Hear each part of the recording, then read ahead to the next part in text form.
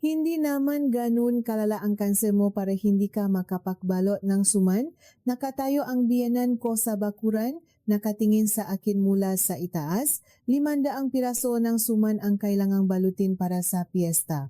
Napuno ang buong bakuran at tilo walang katapusan ang nga dahon ng saging at malaki na kanin. Nakaluhod ako sa kawayang sahi, nakasuot ng lumang apron, nangingini ang aking mga kamay. Kahapon lang ay nakaroon ako nga ikatlong sesyon ng kemoterapiya at pakiramdam ko ay sinusuno ang aking buong katawan. Habang kumakain ng suha, nagsalita ang aking hipag. Bilisan mo naman diyan, aabutin ka na ng dilim. Nanlabo ang aking paningin. Ang nga dahon ng saging, ang aking biyanan, ang kalangitan, lahat ay umikot. Ang huli kong nakita ay ang mukha ng aking asawa na tumatakbo palapit sa akin. May nagbago sa kanyang nga mata. Ang kwentong ito ay nasimula 2 taon na ang nakalipas noong araw na pumanaw ang aking biyanang lalaki. Isang malamig na umaga iyon. 3 buwan nang naka-confine ang aking biyanan sa ospital. Kanser sa baga, nasa huling yugto. Maingat na napaliwanag ang doktor, ito na raw ang huling linggo niya. Araw-araw akong pumupunta sa ospital. Tuwing madaling araw, nagluluto ako ng lugaw, inilalagay sa lalagyan, at sumasakay ng 2 diip bago mabuksan ang pinto ng kanyang kwarto. Ang biyanan kong babae ay bihira lang dumalaw. Malayo raw ang ospital at sumasakit ang kanyang likod. Mas malala ang aking hipa, baka isang beses sa isang buwan lang siya mapakita at tuwing pupunta siya, nakatayo lang siya sa pasilyo at laging may kausap sa telepono. Kuya, marami pa akong gagawin. Mauna na ako, iyon lang ang palagi niyang sinasabi. Kaya palaging ako lang ang kasama ng biyenan ko sa loob ng kwarto. Tuwing dumadating ako palaging humihingi iniga paumanging ang aking biyanang Maria nandito ka na naman, siguradong marami kang ginagawa. Ang masalitang giyong ay nagibibigay ng initsa sa aking puso. Sa 11 na miyembro ng kanilang pamilya, siya lang ang nag-isip kung pagod na ako o marami pa akong kailangang gawin. Ganon talaga siyang tao. Noong unang araw ko sa kanilang pamamahay bilang bagong asawa ngayang anak, sumigaw ang biyenan kong babae mula sa kusina. Napakaalat daw ng sabaw na niluto ko. Nanigas ako sa kinatatayuan ko. Kung sa unang araw pa lang ay ganito na, paano na ang masusunod na araw ko sa bahay na ito? Doon pumasok ang biyenan kong lalaki sa kusina. Walang salita, humigop siya ng isang kutsarang sabaw at nagsalita. Masarap naman, tama lang ang timpla para sa akin. Tumingin siya sa akin at tumango ng isang beses. Iyon lang. Ngunit ang isang patangong iyon ang naging lakas ko upang makatiis sa bahay na iyon sa loob ng higit sa 20 taon. Tuwing pista opisyal o araw nga mapatay, kapa na sisimula ng manisi ang biyenan kong babae, palihim na naiwan ng prutas ang biyenan kong lalaki sa aking harapan. Kapag sinasabi ng aking hipa na walang lasa ang luto ko, palaging sinasabi ng biyenan kong lalaki na masarap ito para sa kanya. Hindi siya palakibo, hindi rin siya nakikipa-away. Tahimik niya lang akong tinatrato bilang isang tunay na tao. Kaya naman labis ako natatakot na mawala siya. Kung wala ang biyenan kong lalaki, walang sinuman sa bahay na iyon ang matuturing sa akin bilang isang tao. Nang araw na iyon sa ospital, paglapit ko sa kanyang kama, tumingin siya sa akin. Wala ng lakas ang kanyang mata. Iniabot niya ang kanyang kamay, hinawakan ko ito. Payat at napakalami ng kanyang kamay. Maria, maari ba akong humiling sa iyo ng isang pabor? Nangilit ang aking maluha. Ito ang unang pakakataon na humiling siya ng pabor sa akin. Palagi lang siyang humihingi ng tawad, ngunit hindi siya kailanman humingi ng kahit ano. Opo, kahit ano po, sagot ko. Dahan-dahang naksalita ang aking biyenan. Pakiusap, alagaan mo ang nanay mo. Natahimik ako. Alam kong ganyan ang ugali niya, pero huwag mo siyang pabayaan. Hindi ko mapakatiwalaan si Elena. Kung wala ako, magiging mag-isa na lang talaga ang taong iyon. Nagsimulang tumulo ang luha sa mga mata ng aking biyenan. Kung mayroon lang sana akong ibang malalapitan, hindi ko ipapakiusap ito sa iyo. Patawad, Maria. Nanikip ang aking lalamunan. Hindi ako makasagot. Ramdam na ramdam ko ang labis niyang pahingingang tawad. Isang taong buong buhay na humihingingang paumanhin sa kanyang manugang. At kahit sa kanyang huling hiling ay puno pa rin ng pahingingang tawad. Huwag po kayong mag-alala, tatay. Iyon lamang ang nakayanan kong sabihin. Mahigpit na hinawakan ng aking biyenan ang aking kamay. Nakaroon ng lakas ang payat at malami na kamay na iyon. Salamat, ang salitang iyon ang naging huli niya. Makalipas ang 3 araw, pumanaw ang aking biyenan. Sa lamay, umiyak ng malakas ang biyenan kong babae. Umiyak din ang aking hipek. Ngunit ako, wala akong panahong umiyak. Maria, makluto ka pa nga sabaw. Maimga bisitang darating. Ate, kulang ang nga pamunas natin. Bumili ka nga sa labas. Ubos na ang kanin. Bakit hindi mo inihanda ng maaga? Sa 3 araw lamay, palagi akong nasa kusina. Nakasuot nag-itim na damit, nagluluto ng sabaw, naghuhukas ng mga plato, naghihiwa ng mga prutas. Hindi man lang ako nakaupo ng maayos sa harap ng kabaong ng aking biyenan. Sa madaling araw nga huling araw nang umuwi na ang lahat ng nakikiramay at naijing tahimik na ang paligid, lumuhod ako sa harap ng kanyang litrato. Tatay, tutuparin ko po ang pangako ko. Akala ko noon ay magagawa ko itong tuparin. Kung hindi dahil sa pangakong iyon, matagal na sana akong umalis sa bahay na iyon. Pagkamatay ng aking biyenang lalaki, nabago ang lahat sa bahay. Hindi pala nabago. Iyon talaga ang totoong sitwasyon nila. Namawala ang nag-isang taong nababalanse sa lahat, lumabas ang lahat ng tinatagong ugali nila. Ang unang malaking pagdiriwang ay ang Pasko. Tumawag ang biyenan kong babae, Maria, maraming darating ngayong Pasko. Mga tita at tito mo, siguro nasa 20 tao, maganda ka ng marami. 20 tao at ako lang mag-isa. Nakluto akong pansit, kaldereta, 5 klaus na kulay, prito at makapangimakas. 4:00 pa lang na madaling araw ay naksimula na ako. Namamanhit na ang aking mabinti at parang mapuputol ang aking likod. Nasusuka ako sa amoy ng mantika. Dumating ang aking hipak na 9:00 na umaga. Pagbukas na pinto, dumiretso agad siya sa sala at umupo. Hindi man lang nagbihis, binuksan ang telebisyon at habang nililipat ang palabas ay sumulyap sa kusina. Ate, lutuin mo ng maigi ang prito ha. Masyadong mamantika noong nakaraan. Hindi ako sumagot. Wala na akong lakas para sumagot. Pagsapit ng tanghalian, may sinabi na naman ang aking hipa. Nakaupo sa harap ng hapakainan, kumuha siya ng isang pirasong karne at yumiling. Ate, parang matabang yata ang luto mo ngayon. Sumang-ayon naman agad ang biyenan kong babay. Oo nga, parang may mali sa timpla ngayon. Ayusin mo naman ang ginagawa mo.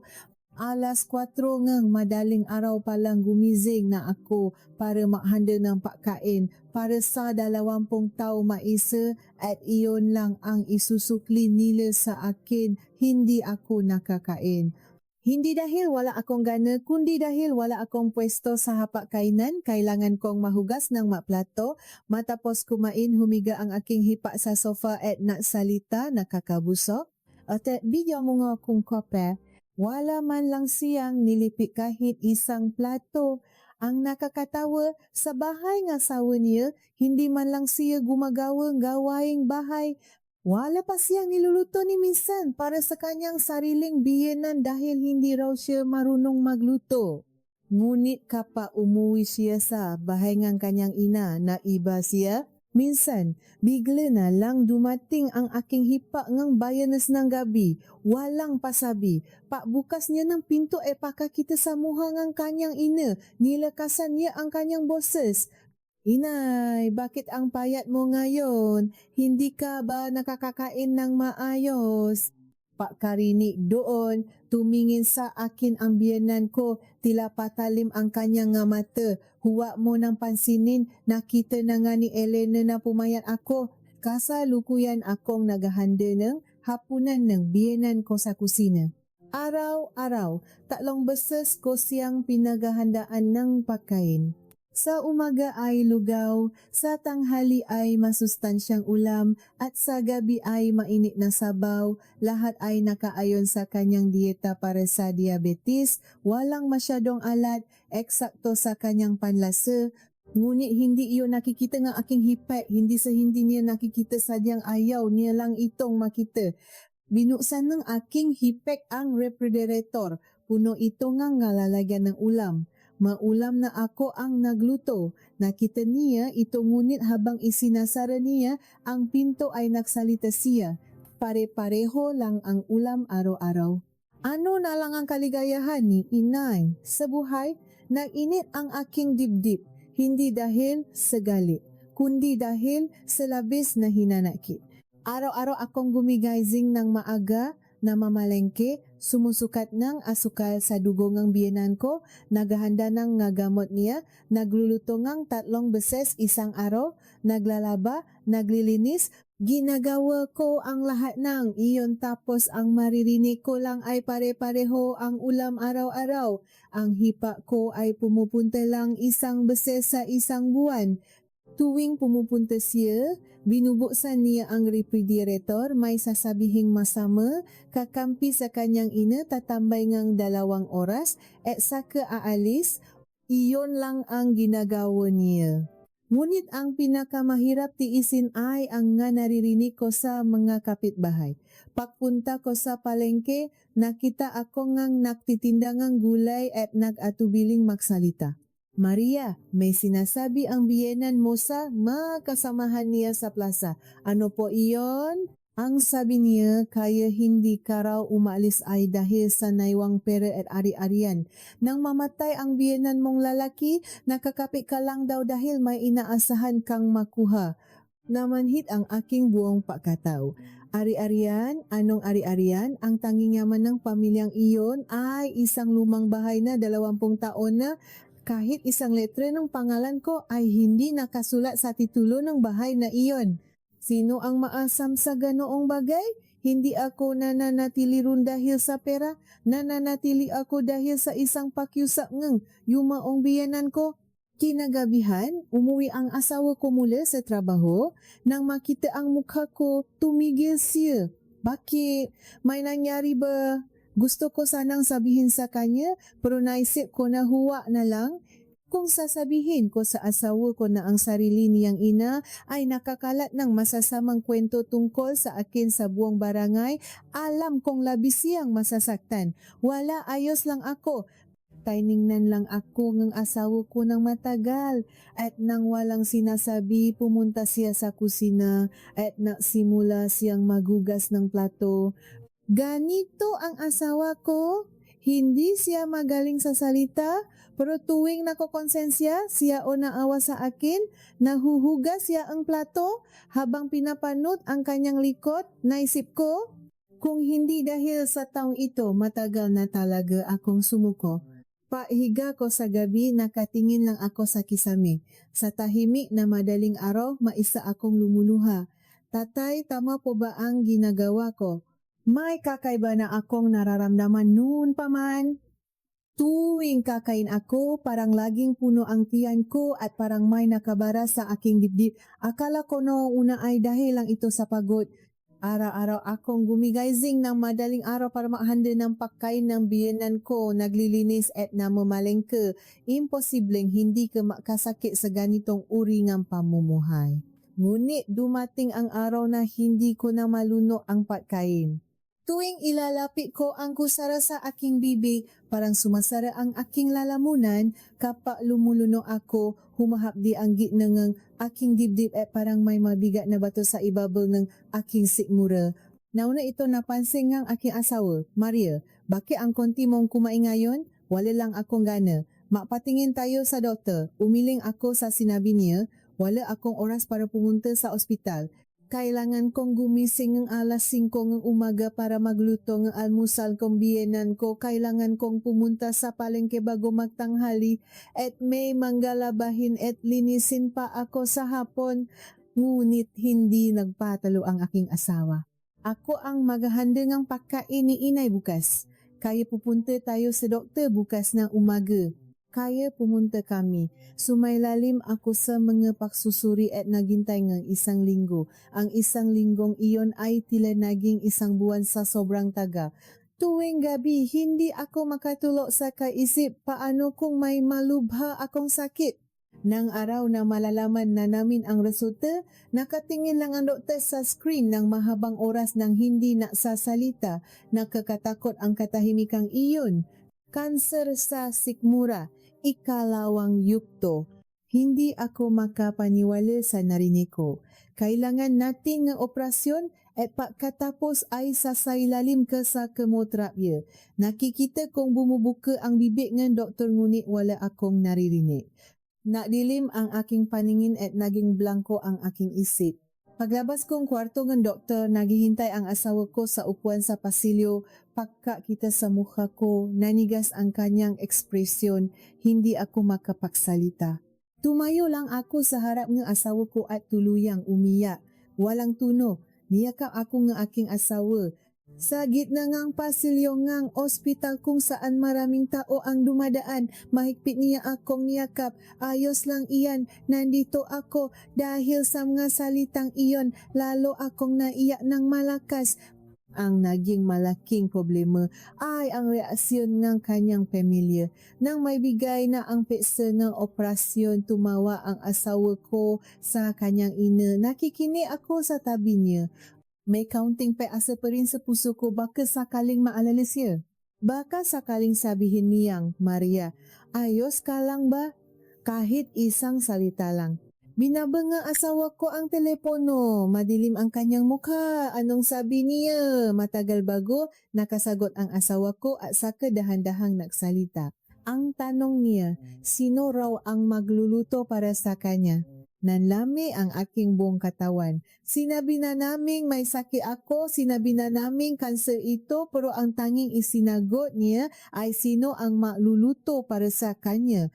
Alin ang mas nakakatakot, ang kanser sa aking sikmura o ang katotohanang nakatira ako kasama ang nga taong walang pagpapahalaga sa aking buhay?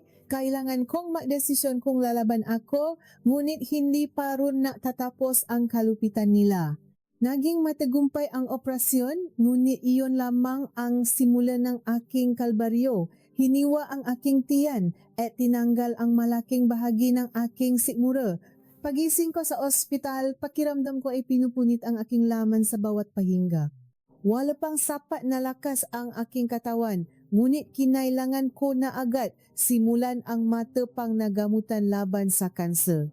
Nang pumasok ang unang patak nga, gamot sa aking nga ugat, tila apoy na gumagapang sa buong pagkatao ko. Nasusuka ako, nahihilo, at punang-puno ngang singaw ang aking bibig, na simulang malagas ang aking buhok. Tuwing umaga, pagmulat ng aking mamata, nakikita ko ang nga kumpol ng buhok na nakadikit sa aking unan at kumot. Ayaw ko nang manalamin. Unti-unti kong nakikita ang paglapit ng kamatayan. Sa aking sariling refleksyon, ninanakaw ang natitira kong dignidad bilang isang babae at bilang isang tao. Ngunit sa kabilangan, lahat nga ito hindi tumigil ang pang-araw-araw na pangangailangan ng biyenan kong babae. Wala siyang pakialam kung buhay pa ba ako o naghihingalo na. Ang mahalaga lang sa kanya ay may mainit na pagkain sa kanyang hapakainan. Kinabukasan, matapos ang unang session ng aking gamutan, umuwi ako na parang isang lumang basahan na piniga ng sagat. Pagbukas ko ng pinto, sumalubong sa akin ang matalim na tingin ng aking biyenan. Nakapo siya sa sala, tahimik na nanonood ng telebisyon. Hindi niya tinanong kung kumusta ang pakiramdam ko. Hindi niya inalam kung nahihirapan ba ako o kung masakit ba ang matahi ko sa tiyan.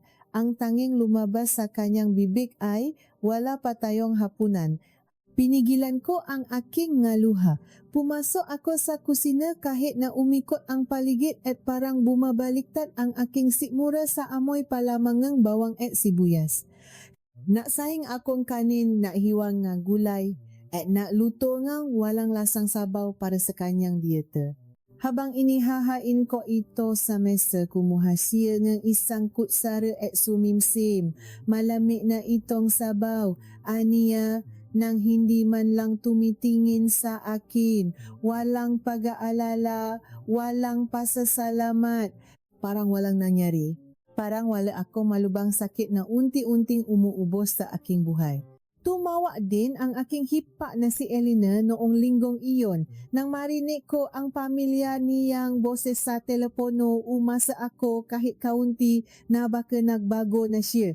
Na baka sa pagkakataong ito ay tatanungin niya kung maayos na ba ako. Ate, narinig ko ang balita, nakakaawa ka naman, ngunit ang masalitang kasunod nito ay parang malamig na patalim na bumaon sa aking dibdib, pero paano na ang nga pagkain ni inay? Hindi ko siya mababantayan. Alam mo namang abala ako sa mabata at sa asawa ko. Hindi ako sanay sa mga gawaing bahay. Gawan mo paraan, ikaw na ang bahala diyan. Paano ako gagawin ng paraan? May cancer ako. Paano ko siya asikasuhin kung ang sarili kong katawan ay sumusuko na at pilit na bumibigay? Ibinaba ko ang telepono at matagal na nakatiti sa blangkong pader ng aming kwarto. Hindi ako nagalit dahil matagal ko nang natutunang huwag umasa sa kanila. Ang nakakalungkot lang ay ang katotohanan kaya nilang maging ganito kamanhit sa pagdurusa ng ibang tao. Tila isa lamang akong kasangkapan sa bahay na ito, isang makina na walang karapatang mapago o masira. Isang araw, pag-uwi ko mula sa ospital, nawalan akong lakas. Papasok ko pa lang sa pintuan, hindi ko na kayang tanggalin ang aking sapatos dahil nangingini ang aking binti at kamay. Bumaksa ako sa malamig na sahig ng pasukan. Nakita ako ngang aking biyenan mula sa sala. Bakit ka nakaupo diyan? Tumayo ka na at magsimula ng magluto. Muntik na akong umiyak, ngunit pinigilan ko. Alam kong kapag umiyak ako sa bahay na ito, matatalo ako.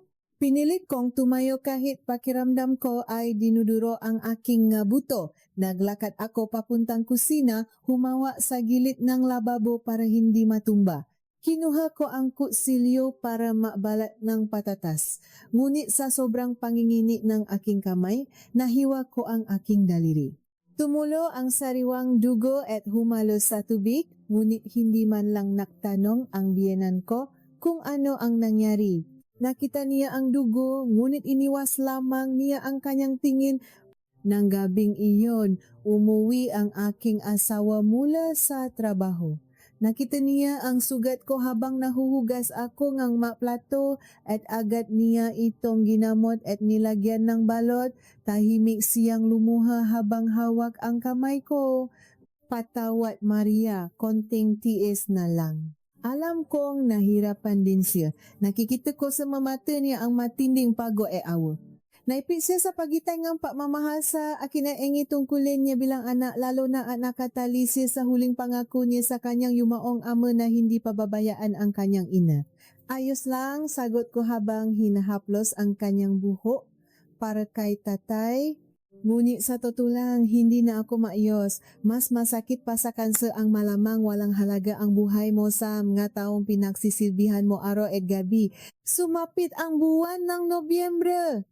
Kinabukasan iyon matapos ang ikatlong sesyon kong ngamutan, pagsakay ko sa Diipawi, 3 beses kong pinigilan ang aking pagsusuka, amoy usok, alikabok at gasolina ang sumisiksik sa aking ilong. Tinakpan ko ang aking bibig gamit ang panyo, tumingin sa labas ng bintana at huminga ng malalim habang tumatabo ang sinasakyan namin sa luba-luba na kalsada. 1, 2, 3. Ganito ang ginagawa ko para maiksan ang pagkahilo. Gusto sana akong ihatid ng asawa ko mula sa ospital, ngunit pinigilan ko siya. Masyado na siyang maraming liban sa trabaho dahil sa paalaga sa akin at hindi ko na kayang maging pabigat pa sa kanya. Kailangan niyang magtrabaho para sa pambili ng mamahaling gamot ko. 2:00 ng hapon nang makarating ako sa tapat ng aming bahay, tiri na tiri ang araw at ramdam ko ang init sa aking namumutlang balat. Tula-tula ang mabigat na kahoy na gate. Humakbang ako papasok. Umaasang makakahiga ako kahit saglit lang para ipahinga ang aking naghihingalong katawan. Ngunit napahinto ako sa aking kinatatayuan. Halos huminto ang paktibok ng aking puso sa tumambat sa aking paningin. Sa buong lawak ng bakuran, nakakalat ang malalaking palangganan na gawa sa plastik at lata. Sa isang banda ay may magbundok ng ginaya na niyo at nakababat na malakit na kanin na sapat upang pakainin ang isang buong barangay. Sa kabilang dako naman ay mga matataas na tumpok ng dahon ng saging na kailangang punasan, idarang sa apoy para lumambot at gupitin ng pare-pareho ang sukat, 500 piraso ng suman. Iyon ang dami ngang kailangang gawin para sa darating na piyesta ngang aming lugar at para may pamigay sa mga kamaanak ngang asawa ko. Sa normal na sitwasyon, 2 o 3 malulusot na tao ang kailangan para matapos ang ganitong karaming trabaho sa loob ng 2 araw na walang pahinga. Nakatayo ang biyenan ko sa beranda ng bahay. Nakasuot siya ng manipis na duster. Nakahalukip-kip ang mga braso habang nakatingin sa akin mula sa itaas. Wala man lang bakas ng awa o pag-alala sa kanyang mukha. Nandiyan ka na pala, sabi niya, walang emosyon at napakalamig ng kanyang boses. Bilisan mo at simulan mo na iyan. Kailangan nating mabigyan ang tita mong tiisang dosena at siyempre kukuha rin si Elena para ibigay sa biyenan niya bukas ng umaga. Baka matuyo ang dahon kapag inabot kang dilim, kaya huwa ka ng tumayo lang diyan. Tininan ko ang palanggana. Tininan ko ang nakasalansan na sangkap na tila umaabot hanggang baywang ko. Pagkatapos ay tininan ko ang aking manangingini na kamay-makamay na puro sugat at paso. Wala na akong buhok sa ilalim ng aking sombrero, suno ang aking ugat dahil sa kemikal at hiniwa ang aking sikmura, ubos na ang lakas ko sa paglalakat palamang pawi. Paano ko gagawin ang lahat ng ito ng mag-isa habang unti-unting nilalamon ng cancer ang aking laman? At kung subukan kong harapin ang bundok nga, dahong ng saging at kumukulong gata na ito, ano ang mangyayari sa marupok kong katawan bago sumapit ang gabi? Nagsimula akong makbalot. Kumuha ako ng 1 piraso ng dahon ng saging. Napakabigat nito para sa aking kamay na halos wala nang natitirang lakas. Pinunasan ko itong basahan, idinarang sa mahinang apoy para lumambot at nilagyan ng malakit na kanin. 10, 20, 30 suman. Nararamdaman ko ang malamig na pawis na tumutulo mula sa aking pababa sa aking lik. Namamanhik na ang aking tuhod dahil sa matagal na pagluho sa matigas na sahi na aming panlabas na kusina. Sumisikip ang aking dibdib at tila kinukulang ako sa hangin sa bawat malalim na pahinga. Ang sikat na araw na tumatama sa aking likod ay tila apoy na lalong napapahirap sa aking katawan. Dumating ang aking hipet na si Elena, dakong 3:00 ng hapon. Bumaba siya mula sa isang tricycle, pumasok sa bakuran at umupo sa isang kahoy na bangko sa ilalim ng puno ang mangga. Nilabas niya ang isang supot ng suha mula sa kanyang bag at nagsimulang balatan ito. Kumusta na ate? Ilan na ang natapos mo? 30 pa lang? Naku, 500 iyan. Aabutin kang madaling araw niyan. Hinihintay na iyan nang nga ipapamigay natin bukas. Wala siyang suot na apron. Hindi siya naalok ng kahit anong tulong. Ang tanging nadudumihan lang sa kanyang kamay ay ang balat ng suha na kanyang masayang kinakain habang pinapanot akong nagdurusa. Paminsan-minsan ay nag-utos pa siya, "Ate, ayusin mo ang pagkatiklop ng dahon diyan sa may kanan. Baka pumasok ang tubig kapag inilaga na iyan. Pati ba naman sa pagbabalot kailangan pang ituro sa iyo?" Lumipas ang ilang oras. Pabilis ng pabilis ang tibok ngang aking puso, ngunit palala ng palala ang kabagalan ng galaw ng aking nga kamay. Lumalami na ang simoy ng hangin hudya ng paglubok ng araw, ngunit pakiramdam ko ay sinusuno pa rin ang loop ng aking sikmura dahil sa epekto ng kemoterapya. 50, 70, 90 suman. Unti-unting nadidilim ang aking paligid, hindi dahil padilim na ang kalangitan, kundi dahil sumusuko na ang aking paningin. Lumabas muli ang biyenan ko sa beranda. "Wala pa sa kalahati iyan. Paano natin may pamimigay iyan bukas ng umaga? Ano bang ginagawa mo at ang bagal-bagal mo?" Hindi ko na siya masagot. Bawat pakbuka ng aking bibig para huminga ay parang may tumutusok na karayom sa aking baga at lalamunan. Humingi ako ng tawad sa aking isipan. "Tatay, patawad po. Hanggang dito na lang yata ang kaya ko. Ginusto kong tuparin ang pangako ko sa inyo hanggang sa huli, pero hindi na talaga kaya ng katawan ko." Kasabay ngang pag-iisip na iyon, tuluyang nawala ang lakas sa aking nga binti at tuhod. Umikot ang aking paningin. Ang mamalalaking palangganan ng malakit na kanin, ang nababagang apoy sa tungko, ang kalangitan, lahat ay umikot ng napakabilis. Bumaksa ang aking katawan sa matigas at malamig na sementadong lupa. Natabi ko ang isang maliit na lalayan ng gata at kumalat ang malapot na sabaw nito sa aking damit at sa sahig. Naramdaman ko ang lamig ng semento sa aking pisngi. Narinig ko ang boses ni Elena mula sa ilalim ng puno. "Hala, ano nangyari diyan kay ate?" Ngunit hindi ko naramdaman ang paglapit niya o ang kanyang ngayaba palapit sa akin. Narinig ko rin ang matalim at walang pusong boses ng aking biyenan mula sa itaas. "Nagiinata na naman iyan. Ayaw lang tapusin ang trabaho kaya nakukunwaring nahihilo at nahimatay. Hayaan mo siya diyan. Kapag nilami iyan sa sahig, babangon din iyan para magbalot ulit." Pilit kong iminulat ang aking mga mata, ngunit sadyang napakabigat ng aking mga talukap. Wala na akong marinig kundi ang mahinang paugong sa aking mga tainga at ang sarili kong mabilis ngunit mahinang pahinga. Hanggang sa may naramdaman akong mainit na bisik na mabilis na pumulupot sa aking nanghihinang katawan. Inangat ako nito mula sa malamig na lupa. "Maria, Maria." Nanginginig ang boses ng lalaking nakayaka sa akin. Ito ang unang pagkakataon na narinig kong umiyak ang aking asawa simula nang may libing ang kanyang ama 2 taon na ang nakararaan. Dahan-dahan kong iminulat ang aking nga mata at nakita ko ang kanyang muka na basang-basa ng pawis. Pula ang kanyang mamata, hindi lang dahil sa luha at matinding paalala, kundi dahil sa matinding galit. Isang uri ng galit at put na hindi ko pa nakikita sa buong buhay naming makasama. Tumingin ang aking asawa sa kanyang ina na nakatayo sa beranda at pagkatapos ay sa kanyang kapatid na nakaupo pa rin sa bangko.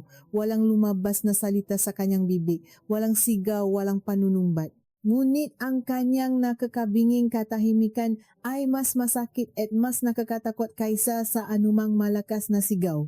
Umiwas ng tingin ang biyenan ko, ang unang pagkakataon na naiwas siya ng paningin sa kanyang sariling anak. Ibinaba ni Elena ang kinakain niyang suha sa mesa, tila naramdaman ang malaking pagbabago sa ihip ng hangin at sa tensyon sa paligid. Binuhat ako ng aking asawa ng mahigpit palabas ng bakuran, dumaan sa gitna ng daan-daang suman at mga nakakalat na dahon ng saging, at lumabas ng lumang gate nang hindi man lang lumilingon pabalik. Puti at nakakasilaw ang ilaw sa emergency room ng ospital, amoy gamot at alkohol ang paligid, may nakakabit na malamig na swero sa aking ugat sa kamay, matagal bago tuluyang bumalik ang aking ulirat at katinuan. Pagdilat ko, nakita ko ang aking asawa na nakaupo sa isang silyang baka sa tabi ng aking kama. Hawa ang aking kamay gamit ang kanyang 2 kamay na tila ba natatakot siyang mawala ako kung bibitawan niya ito. Pumasok ang doktor na may hawak na manipis na folder at nak paliwanag na may seryosong mukha. Matinding dehydration at labis na panghihina ang katawan dahil sa mabigat na epekto ang kemoterapiya. Kailangan niya ganap na pahinga at walang anumang iisipin. Ang anumang mabigat na gawain at stress sa ganitong masalang kondisyon ay maaring kumitil sa kanyang buhay anumang oras. Kumitil sa aking buhay. Kahit narinig ko mismo ang salitang iyon mula sa doktor, parang hindi ko pa rin lubos na maindihan o matanggap. Manhit na siguro ako sa sakit, ngunit iba ang naging reaksyon ng aking asawa. Nang makalabas ang doktor, matagal siyang tahimik. Nakayuko lamang siya habang mahigpit na hawa ang aking kamay. Ang kanyang balikat ay dahan-dahang umaangat at bumababa dahil sa kanyang pakpigil ng emosyon. Ayos lang ako, mahal. Bulong ko gamit ang aking paus na boses. Mabuti na ang pakiramdam ko dahil sa swero, huwa ka ng maalala. Dahan-dahang inangat ng aking asawa ang kanyang ulo at tumitik sa aking mga mata. Pagkakita ko sa kanyang mukha, natigilan ako. Hindi ito mukha ng isang asawang natatakot o nag-alala. Ito ay mukha ng isang lalaking nakabuo ng isang napakatibay at pinal na desisyon. Maria, ang boses niya ay napakababa ngunit buwang-buo. Bukas na bukas din, uuwi ako sa bahay ni inay. Alam ko kung ano ang nasa isip niya at kung ano ang binabala niyang gawin. Huwag ako na ang bahala, pigil ko sa kanya dahil ayaw kong mag-away silang mag-ina ng dahil sa akin. Ngunit pinutol niya ang aking sasabihin. Ito ang pinakaunang pagkakataon sa loob ng maraming taon naming pagsasama na pinutol niya ang aking pagsasalita. Tama na, hindi na pwede ito. Walang kahit anong halong paaalinlangan sa kanyang matapang na boses. Kinabukasan ng hapon, matapos niyang siguraduhin na mayos ang kalagayan ko. Umalis siya palabas ng ospital papunta sa bahay ng kanyang ina habang nagpapahinga ako. Ano kaya ang eksaktong sasabihin niya sa mga taong 20 taon kong tahimik na pinagtiisan? At paano kaya tatanggapin ng kanyang ina ang nag-alap na galit ng isang anak na matagal na nagbulag-bulagan sa katotohanan? Habang nakahiga ako sa tahimik na silit ng pagamutan, nakatingin lamang ako sa puting kisama at pinilit na huwa isipin ang gulo sa labas. Ngunit kinabukasan, habang pinapakain ako ng mainit na lugaw, ikinuwento sa akin ng aking asawa ang bawat detalye ng kanyang pagbabalik sa bahay na iyon. Ang kanyang boses ay kalmado, ngunit ramdam ko ang lalim ng masugat na natamo naming dalawa. Pagpasok daw niya sa gate nung hapong iyon, nadatnan niyang nakakalat pa rin ang dahon ng saging at ang palangganan ng malakit na kanin na nabasa ng hamok. Walang sinumang naabalang maglipit ng ito. Sa loob ng bahay, nakapo ang kanyang ina sa paborito nitong silyang gawa sa yanto, nanonood ng television habang si Elena naman ay nakahiga sa sofa at walang pakialam sa mundo. Pumasok siya ng walang imi. Lumingon ang kanyang ina at nang makita siya ay agad na nagtaas ng kilay. Nasaan na ang asawa mong tamat? Hindi pa tapos ang suman, masisira na ang iyon sa labas. Hindi sumagot ang asawa ko. Naglakad siya palapit at yumupo sa tapat ng kanyang ina. Tiningnan niya si Elena na hindi man lang naangat ng paningin at pagkatapos ay ang kanyang ina. Ang kanyang boses ay malamig at hindi nanginginig nang magsalita siya. Inay, alam ba ninyo kung bakit nagtitiis ang asawa ko sa bahay na ito sa loob ng 20 taon? Sumimangot ang biyenan ko at ngumisi. Bakit pa dahil sa paraas sa bahay na ito, umaasa siyang may makukuha kapag nawala na ako. Iyon naman ang totoo, hindi ba? Tumango ng dahan-dahan ang asawa ko, tila tinatanggap ang pagkabulak ng kanyang ina. Bago namatay si tatay, mahiniling siya kay Maria sa loob ng ospital. Natigilan ang biyenan ko. Ibinaba niya ang hawa na pamaypay. Ano? Pakiusap, alagaan mo ang nanay mo. Iyon ang eksaktong sinabi ni tatay.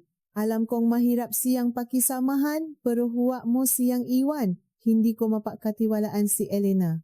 Kung wala ako, magiging maisa na lang talaga siya sa buhay. Napabangon si Elena mula sa sofa at namula ang muka. Anong sinabi mo? Hindi ako pinakakatiwalaan ni tatay. Bakit niya sasabihin iyon? Gawa-gawa mo lang iyan para paboran iyang asawa mong walang kwenta. Binalingang asawa ko ang kanyang matalim na tingin sa kanyang kapatid. Elena, nung nakaratay si tatay, ilang beses kang dumalaw, isang beses sa isang buwan.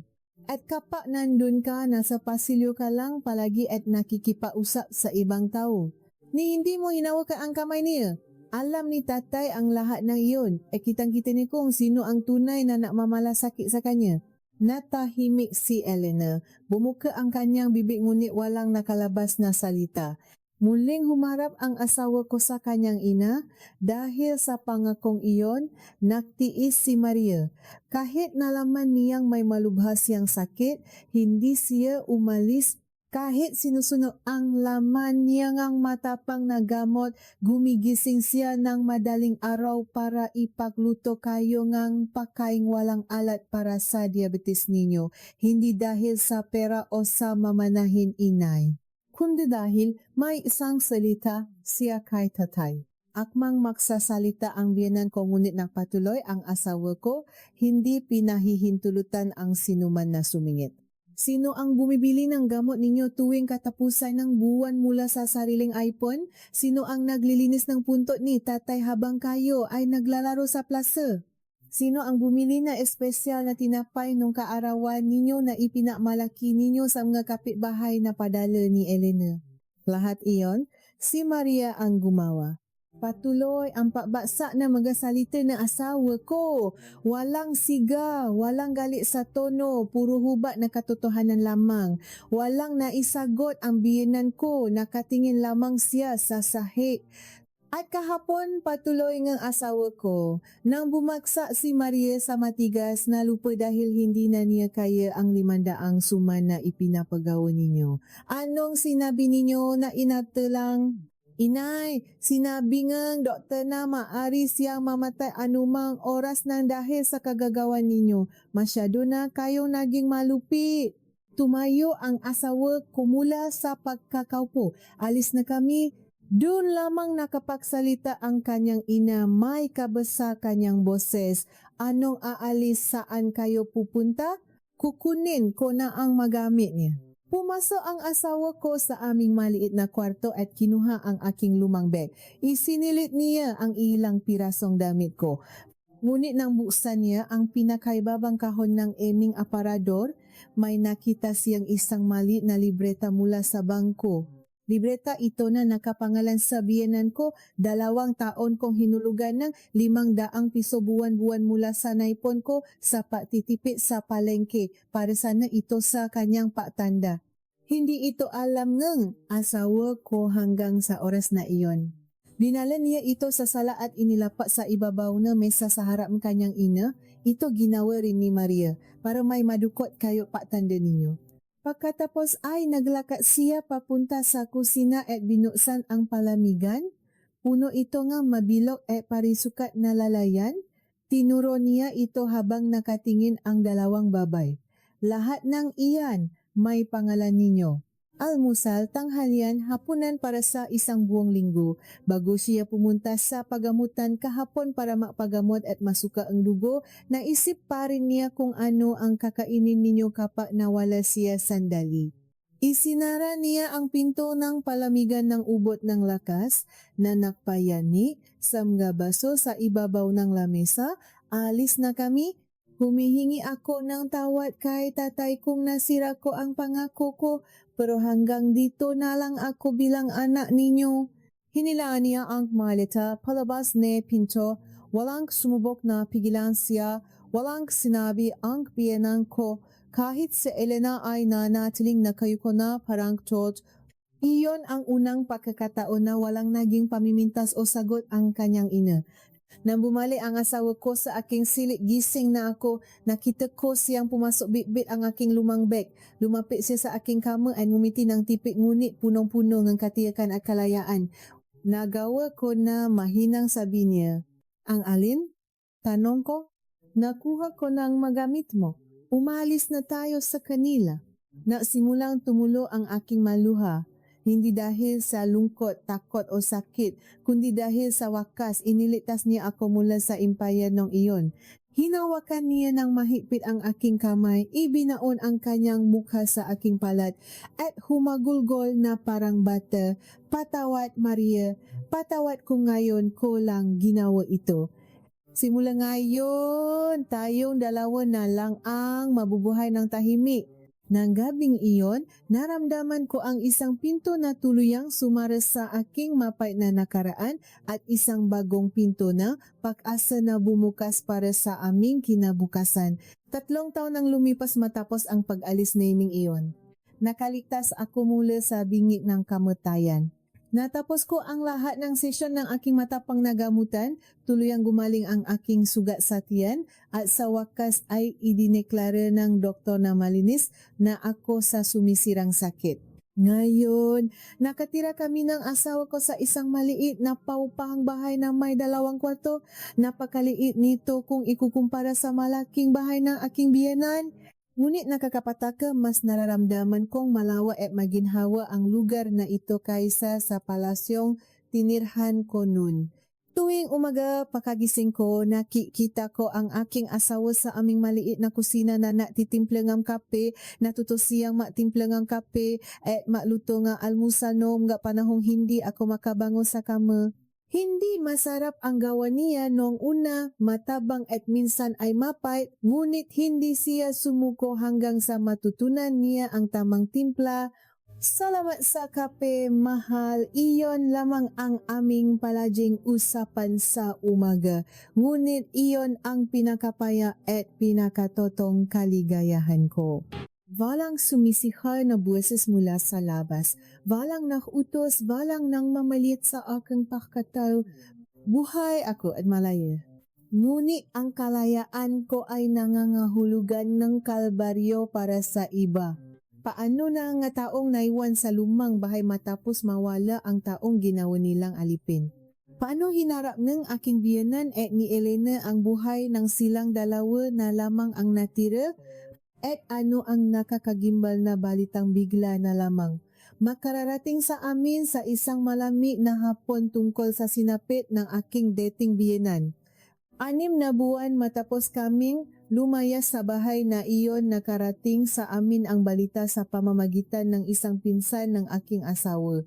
Unti-unti raw bumigay ang tuhod ng aking biyenan. Lumala ang kanyang diabetes at inatake siya ng matinding rayuma kaya hindi na siya makababangang hagdanan mag-isa. Hindi na siya makapunta sa plaza para makipagkwentuhan at lalong hindi na niya kayang makluto o maasikaso sa kanyang sarili. Isang araw, tinawagan daw niya si Elena na makaawa siya na samahan siya sa pagamutan dahil pakiramdam niya ay hindi na niya may galaw ang kanyang binti. Alam ba ninyo kung ano ang isinagot ni Elena sa kanyang sariling ina? Inay, napakarami ko ring ginagawa ngayon. Abala ako sa makbata. Kumuha na lang kayo ng tagapag-alaga o kaya ay humingi kayo ng tulong sa makapitbahay. Parang pamilyar, hindi ba? O yun din ang eksaktong magasalitang sinabi sa akin ni Elena nang malaman niyang mayroon akong kanser at nag-aalala siya kung sino na ang magluluto para sa kanyang ina. Ang masalitang iyon na parang patalim na itinusok sa aking dibdib noon, ngayon ay bumalik at tumara sa puso ng aking biyenan. Ano kaya ang naramdaman niya na mismong kadugo niya ang tumaliko sa kanya sa oras ng kanyang kahinaan? Naisip kaya niya kung gaano kasakit ang mga ginawa nila sa akin noon? Hindi ko alam. At sa totoo lang, ayaw ko nang alamin. Ayon pa sa pinsan ng asawa ko, halos hindi na raw lumalabas ng bahay ang aking biyenan, hindi lamang dahil sa sakit, kundi dahil sa matinding kahihiyan. Kumalat na pala sa buong barangay ang totong nangyari. Hindi ko alam kung sino ang nag-umpisa, ngunit nalaman ng lahat ang huling habilin ng biyenan kong lalaki. Nalaman nila na habang sinusunog ng matapang na gamot ang aking katawan ay patuloy akong nagluto at naglinis para sa kanya. Nalaman nila ang tungkol sa 500 suman at lalong-lalo na ang tungkol sa libreta ngang bangko na naglalaman ng inipon kong para sa kanyang paktanda. May ilang matatanda raw sa plaza na tuwirang nasabi sa aking biyenan na napakalupit ng ginawa niya sa kanyang manugang. Para sa isang taong nabubuhay sa kung ano ang sasabihin ng ibang tao, ang pagkasira ng kanyang pangalan at reputation ang pinakamabigat na parusa sa kanya. Isang maaliwalas na hapon, habang naayos ako nga halaman sa aming maliit na pasamano, tumunog ang aking telepono. Tinitigan ko ang pangalan sa ibabaw ngang kumikislap na salamin, pangalan ng aking biyenan. 3 taon ang lumipas bago muling na-cruise ang aming malandas sa pamamagitan ng linyang ito. Huminga ako ng malalim bago ko ito sinagot. Maria, napaliit ng kanyang boses. Wala na ang dating baksi, wala na ang utos. Ang boses na dating yumani sa madingdingang kusina ay ngayon ay tila tuyong dahon na madaling tangayin ng hangin. Isang mahabang katahimikan ang namagitan sa aming dalawa. Nararamdaman ko ang pagbuka ng kanyang bibig, tila may nais siyang sabihin ngunit pinipigil niya. Kumusta na ang kalagayan mo? Mabuti po. Magaling na ako at hindi na bumalik ang sakit. Mabuti naman kung ganon. Iyon lamang ang kanyang sinabi. Hindi ko alam kung naghihintay ba siyang sabihin kong babalik ako upang alagaan siya o kung gusto ba niyang humingi ng tawad ngunit sadyang napakataas pa rin ng kanyang pride. Pinatay ko ang tawa ng walang anumang karagdagang salita. Pagkaraan ng 2 araw, tumawa naman si Elena. Ate, si Elena ito, alam kong galit kayo sa amin, pero hindi ko na talaga kaya ang ugali ni inay. Baka naman pwedeng ikaw muna ang Elena. Pinutol ko ang kanyang paksasalita. Iyon ang pinakaunang pagkakataon sa buong buhay ko na pinutol ko ang salita ng ibang tao ng may ganap na paninindigan. Ikaw ang anak niya, Elena, dugo at laman kanya. Ikaw ang gumawa ng paraan at ibinaba ko ang telepono. Nangingini ang aking mga kamay, ngunit hindi dahil sa takot o panghihina, kundi dahil sa matinding paglaya. Ang masalitang 20 taon kong niluno ay itinago sa aking lalamunan, ay tuluyan ko nang naisuka. Napakagaan sa pakiramdam. Sumapi ang araw ng mapatay. Pumunta kami ng asawa ko sa sementeryo upang dalawin ang punto ng kanyang ama. Maaliwalas ang kalangitan at sariwa ang hangin. Naalay kami ng bulaklak at nagtirik ng kandila. Nakaupo kami sa damuhan habang pinakmamasdan ang pangalang nakauki sa malamig na bato. Tatay, bulong ko habang hinahaplos ang lapida. Tinupat ko po ang pangako ko sa abot ng aking makakaya. Ngunit ngayon, kailangan ko na pong mabuhay para sa aking sarili at para sa inyong anak. Patawarin po ninyo ako kung hindi ko na kayang bumalik doon. Isang malamig at banayat na hangin ang umihip, tila hinahaplos ang aking pisngi. Wala ako naramdamang bigat, tila sinasabi sa akin ng hangin na naintindihan niya ang lahat at napapasalamat siya sa lahat ng aking ginawa. Hinawakan ng aking asawa ang aking kamay, tahimik kaming nakaupo roon ng napakatagal na oras. Pauwi habang nagmamaneho ang asawa ko sa isang makipot ngunit payapang kalsada, lumingon siya sa akin. Saan mo gustong kumain? Anong gusto mo? Ngumiti ako. Kahit mami o pansit lang diyan sa tabi, masaya na ako. Ngumiti rin siya pabalik. Sige, humanap tayo ng masarap na pansit. Isang napakasimpleng usapan. Saan mo gustong kumain? Anong gusto mo? Ngunit iyon ang pinakamalaking kahulugan ng kaligayahan para sa akin. Ang tanungin kung ano ang gusto ko. Ang bigyan ngang kalayaang pumili ng hindi huhusgahan o sisigawan. Isang bagay na ipinakay sa akin sa loob ng napakahabang panahon. Napatawad ko na sila. Dahil kung patuloy akong magtatanim ng galit, ako rin ang mahihirapan at ayaw ko nang dalhin ang anino nila sa mga natitira kong araw. Ngunit hindi ibig sabihin ng pagpapatawad ay pagbabalik. Hinding-hindi na ako babalik sa impianong iyon. Panahon na para alagaan ko ang sarili kong kaluluwa. Nakatingin ako sa labas ng bintana ng sasakyan habang pinamamasdan ang paglubo ng araw. Payapa ang aking isip ngunit may isang katanungang naglalaro sa aking isipan. Sa pagpili ko ba sa aking sariling kaligayahan at sa tuluyang pagtalikod sa mga taong nangailangan ng tulong sa huli, naging isa rin ba akong malupit na tao sa paningin ng mundo? O sadyang dumating lang ang panahon na kailangan kong piliin ang aking sariling buhay upang hindi tuluyang mamatay?